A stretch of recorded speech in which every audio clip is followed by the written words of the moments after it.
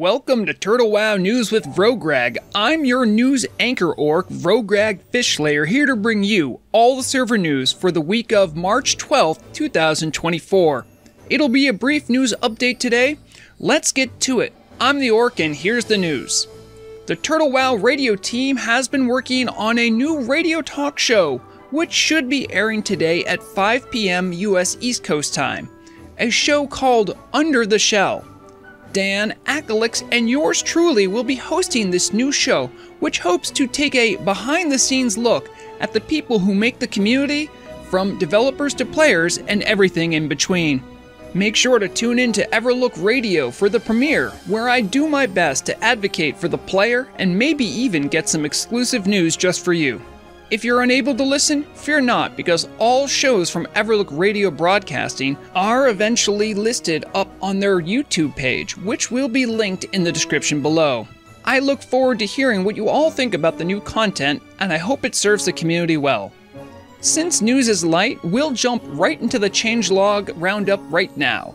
It covers the changelog from March 5th, which had a meager 14 notes in it. The Seeker of Knowledge title, which is achievable after a player completes a mind-boggling 2800 quest, had some text fixed. Apparently in some places it was advertised as only needing 2700 quests completed, and I imagine those last 100 are the hardest to scrape together. Good luck, questers. Mage's Ignite had some under-the-hood work done to it after not working correctly. I read through the GitHub and it's a lot of stuff. Far beyond my puny brain, but I've heard mages excited, so I guess that's good. Speaking of mages, evidently their blink spell was inadvertently pushing them downwards while swimming. I myself would not think to try to twist reality while swimming, but I guess that's why I'm an anchor and not a mage. The problem has since been fixed. Hunters of Azeroth are certainly excited to hear that both Thorns and Retribution aura will no longer damage them when hitting their targets at range. Some raiders in Naxxramas were perplexed while they remained in combat for a while following a successful kill on Grobulus. It was Grobulus's poison clouds, which persist after combat, that was keeping raiders in combat, while they spammed to eat oranges to no avail. This noxious gas should now behave as normal once again.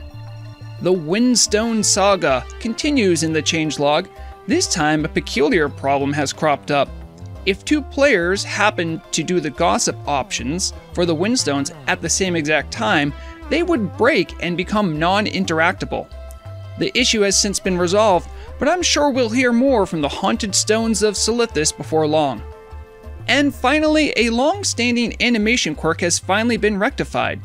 Certain weapon enhancements like Rogue Poisons and Shaman Totems used to make the melee classes seem to unsheath their weapon and do an instant spell casting animation. This strange occurrence is now removed from the animation queue for those melee beneficiaries. As a personal aside, I am very happy to see this. When I used to do rogue tanking, using the newly added threat poison, I would do everything I could to have a good chance to proc poison in a failing effort to get or maintain threat. However, many alternate tank classes like Warlocks and Shadow Priests are probably aware that casting or channeling spells mean you can't dodge or parry attacks. So even though my head knew it was just an animation glitch, when my threat poison would activate, I used to worry that the game might think I was casting for a split second and ignore all the dodge and parry I had. Now alternate tank classes like Shaman and Rogue can rest a little easier. Great job, team. That completes the changelog roundup for this week. This week's changelog may be out soon, so make sure to check it out so you can keep on top of all the latest adjustments coming to Turtle WoW. That finishes up all the top news for today, so let's go check out the auction house with Market Watch. Welcome to Market Watch, where I pretend to know high school math while only knowing 4th grade. All our data is gathered from numbers provided by wowauctions.net. Make sure to use their website for all your own market data research and investment due diligence. First to Telebim. The Alliance S&V 200 has been trending flat this last month, hovering under 5. The Horde S&V 200 had a landmark month, trending up 50% and showing more growth recently, ending at 6.5. One place this difference can easily be seen is in the fishing index. The Alliance Fish Index started 15 days ago flat around 20 silver and had a large spike on the 4th of March, then cratered to sub 15 silver by the end. The Horde fishing, meanwhile, already started above 40 silver, showed some ups and downs, and then all of a sudden on the 10th it rocketed up to nearly 1 gold. Seems like it's a good time to be a Horde Telebim fisher. In this same 2-week period, variations can be seen in either side's herbalism market too. The Alliance market remained noticeably above 40 silver for its herb market index, but most recently saw a 20 silver market drop. The Horde started the same period under 40 silver, but has grown steadily to normalize its prices closer to what the market is like on the other faction. It'll be interesting to see if this price variation is from raid consumers and demand or simply players on both sides trying to normalize prices. Over on Nordinar, the S&V 200 has trended flat overall this month, but that accounts for the index losing value all February, then seemingly all March it's been growing, threatening to climb to 10 on the index. Part of this recent market rally has been enchanting, growing 10% in 2 weeks. Behind the scenes, it looks like Nexus crystals are leading this charge, gaining 12% value, large Radiant shards, which trended up 40%, and greater Eternal Essences gained steam up 13%. A savvy investor will likely start checking the value of enchanting materials on all their green and blue items gained from dungeon runs, so they don't lose out on this enchanting gold rush. Unsurprisingly, herbalism on Nordinar continues its growth, trending up 35% in a month's time. Surprisingly, some of the harder to find herbs have been showing signs of flagging in growth in the last 2 weeks.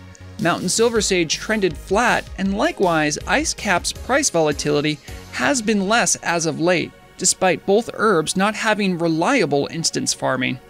One herb contributing to the index's growth is Plague Bloom, up a staggering 30% in 2 weeks, despite nodes being added to Stratholme and a proc rate chance added to Arthas' tiers.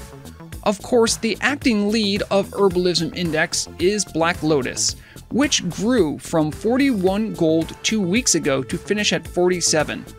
A 15% price hike with an herb that values this highly certainly is going to bring the index with it.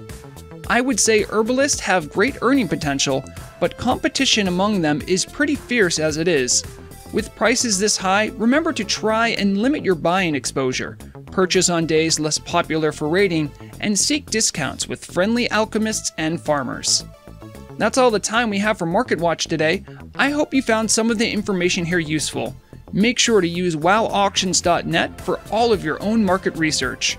Remember to keep an eye on your coin, otherwise someone else will for you. Let's get back to wrap up the news.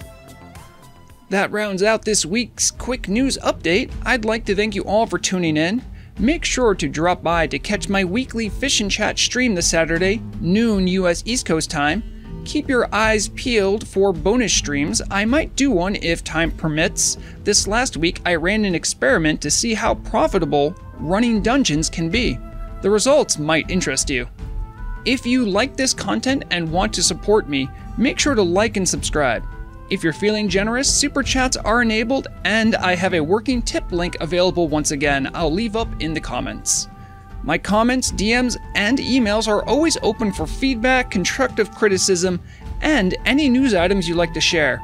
Remember too, if you have advertisements or community news you'd like featured, I'm only a message away.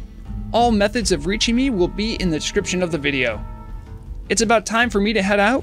Whatever you're doing, make sure to have fun, be safe, and as always, remember, the deadliest weapon is knowledge.